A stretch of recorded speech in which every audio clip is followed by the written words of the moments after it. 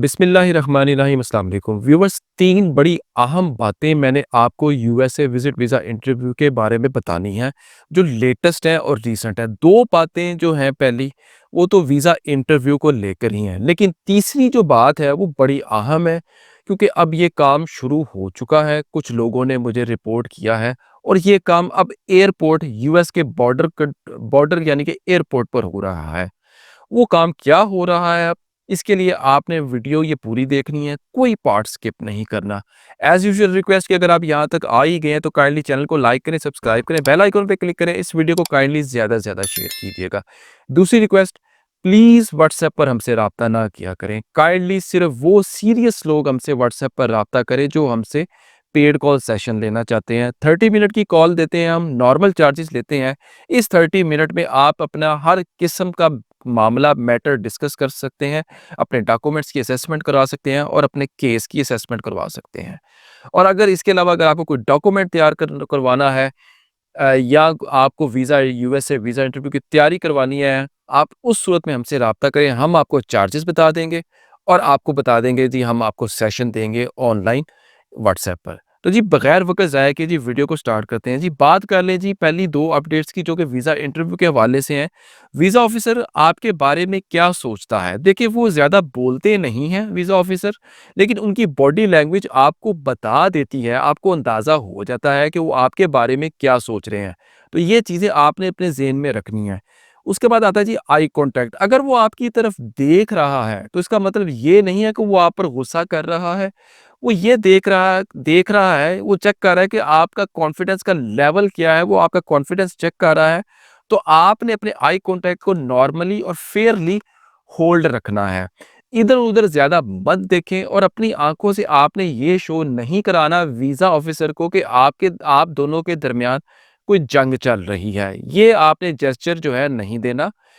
Interview में अक्सर औकात आपने ये महसूस करेंगे या किया होगा कि वीज़ा ऑफ़िसर अपने कंप्यूटर की स्क्रीन पर बार-बार देख रहा होता है। वो आपके असल में डीएस 160 को पढ़ रहा होता है। अगर चीज़ें आपके जवाब और डीएस 160 से मैच करती हैं, तो फिर वो जल्दी से अगले सवाल की तरफ जो है मूव मूव हो जाता है। अगर चीज़ें मैच ना करें, तो वो आपको उसको कोई कंसर्न है तो वो आपको रोक लेता है कि जी ये चीज़ मुझे क्लियर कर दें। तो इस तरह और वो क्लियर करता है चीज़। लेकिन अगर उससे चीज़ क्लियर ना हो इस दौरान, तो वर्स्ट से वर्स्ट केस में फिर वो आपका वीज़ा जो है वो रिफ्यूज़ भी कर देता है।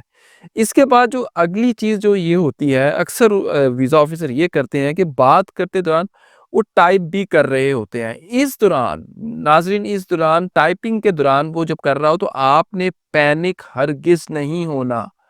हो सकता है कि वो आपका वीज़ा ग्रांट करने के लिए टाइपिंग कर रहा हो। एक तो ये सिनेरियो हो सकता है। दूसरा सिनेरियो ये हो सकता है कि उसको कोई चीज़ समझ नहीं आ रही आपके जवाब से, तो वो अपना कंसर्न जो है उसके ऊपर टाइपिंग कर रहा है, लिख रहा है, ताकि वो आपसे बाद में सवाल कर सके। तो आपने इस सूरत में घबराना हरगिज़ नहीं है। तो आपने काम रहना है और फ़ोकस करना है कि अब आपसे अगला सवाल जो है क्या होना है।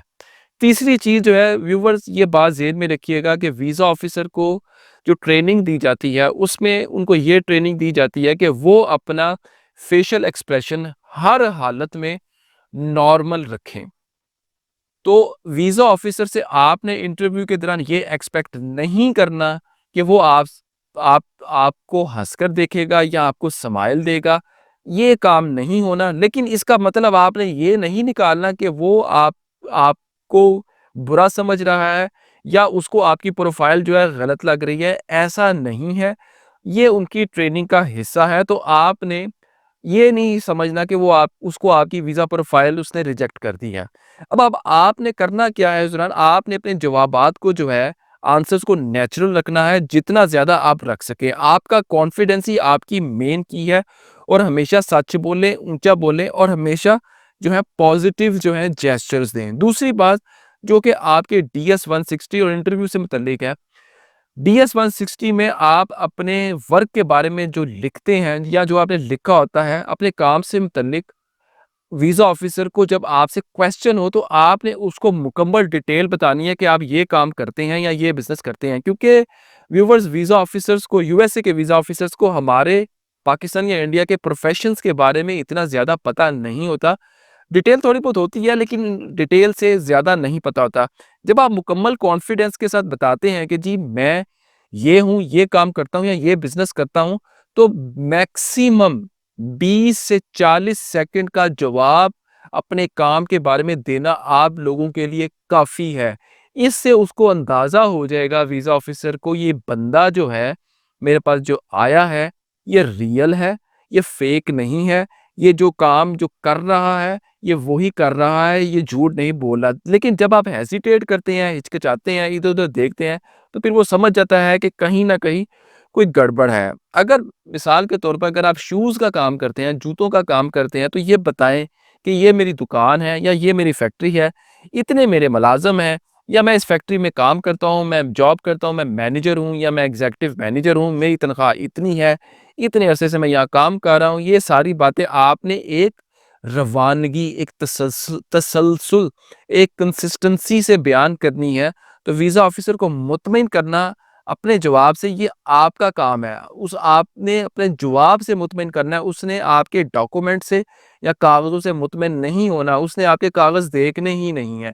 तो इसके लिए आपकी किसी भी प्रॉपर प्रोफ़ेशनल से वीज़ा इंटरव्यू की तैयारी करनी ज़रूरी है। मैंने बड़े लोगों को देखा है, जिनकी प्रोफ़ाइल बड़ी अच्छी होती है, लेकिन इंटरव्यू की तैयारी नहीं की होती, अपना वीज़ा जो है रिफ्यूज़ करवा के बैठ जाते हैं। लेकिन थोड़े बहुत इंटरव्यू की तैयारी में पैसे नहीं खर्चते, लेकिन 50-60 हज़ार दूसरी चीज़ों में आप लोग खर्च देते हो, लेकिन नतीजा आपका जो है सिफ़र होता है कि जब आप इंटरव्यू की तैयारी ही नहीं करते, तो उससे आपका जो है वीज़ा लगने के चांसेस जो हैं, मैं ये नहीं कहता कि बिल्कुल ही ख़त्म हो जाते हैं, लेकिन वीज़ा इंटरव्यू की तैयारी से बड़ा फ़र्क पड़ता है, अगर आप किसी से 1-2 सेशन लेते हैं। तो जी move on to the next, तीसरी बात, अब आ जाएँ जी उस तीसरी बात पर जो कि इस वीडियो का जो सबसे जी अहम पार्ट है, जो मैंने आपको वीडियो के शुरू में बताया था जी, बहुत सारे लोगों ने जी मुझे ये बात बताई है, ये बात सच है।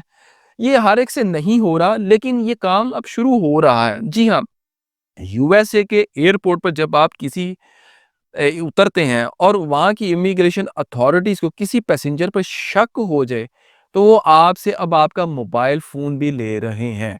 वो आपका मोबाइल फ़ोन चेक कर रहे हैं। अगर आप उनको इनकार करते हैं कि जी मैं आपका मोबाइल फ़ोन जो है नहीं, मैं अपना नहीं दूँगा, तो उनके पास मुकम्मल राइट है, आपको वो डिपोर्ट भी कर सकते हैं कि जी आपने इमिग्रेशन अथॉरिटीज़ के साथ जी ताउन नहीं किया, उनके साथ जो है इस तरह का रवैया किया। तो ये अब मैं आपको बता दूँ अब आपने करना क्या है। इवन के आपके लैपटॉप्स और टैब्स जो आप साथ लेकर जाते हैं, वो भी चेक किए जा रहे हैं।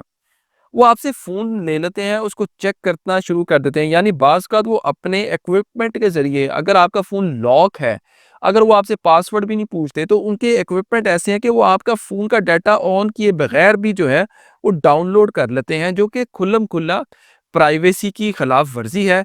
लेकिन बात ज़हन में ये रहे कि यूएसए के बॉर्डर पर आपके राइट्स जो हैं, वो बड़े लिमिटेड हैं।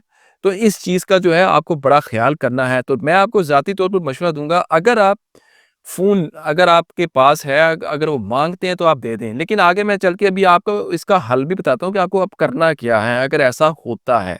अब कुछ चीज़ों का आपको ख़्याल रखना है ताकि आप अपने आप को प्रोटेक्ट कर सकें। जब भी ट्रैवल करें, अपना पर्सनल फ़ोन साथ मत लेकर जाएँ और वो वाला फ़ोन लेकर जाएँ जो कि आपको सिर्फ़ ट्रैवलिंग की हद तक ज़रूरी हो, और ये आपको हर सूरत करना है। अपना रियल फ़ोन हरगिज़ मत लेकर जाएँ। अपने फ़ोन से सबसे पहली बात है अहम इम्पोर्टेंट फ़ाइलें और इन्फॉर्मेशन निकाल दें, अगर आपका फ़ोन ले जाना बहुत ज़रूरी है। अव्वल तो मैं रिकमेंड करता हूँ अपना फ़ोन ना लेकर जाएँ। अगर बहुत ज़रूरी है ले जाना, तो अपनी सारी अहम इन्फॉर्मेशन जो कॉन्टैक्ट व्हाट्सएप पर, इंस्टाग्राम, फ़ेसबुक पर जो आप वीज़ा हासिल करने की मदद लेने के लिए इस उससे राब्ता करते हैं, इससे राब्ता करते हैं, या मैं तेरे पास आ जाऊँगा यूएसए, तू मुझे सँभाल नहीं, मैं ये बात करूँगा ऑफ़िसर को, ये कहूँगा, वो कहूँगा, ये व्हाट्सएप की चैट, फ़ेसबुक की चैट, ये आपके मोबाइल पर जो है वो सेव रहती है। तो ये मैं आपको हाईली रिकमेंड करूँगा कि अपना फ़ोन ना लेकर जाएँ। लेकिन अगर आप ले जाना चाहते हैं तो ये तमाम इन्फॉर्मेशन डिलीट कर दें, अपने फ़ोन को रीसेट कर दें, उसको वैनिश कर दें उसका सारा डाटा।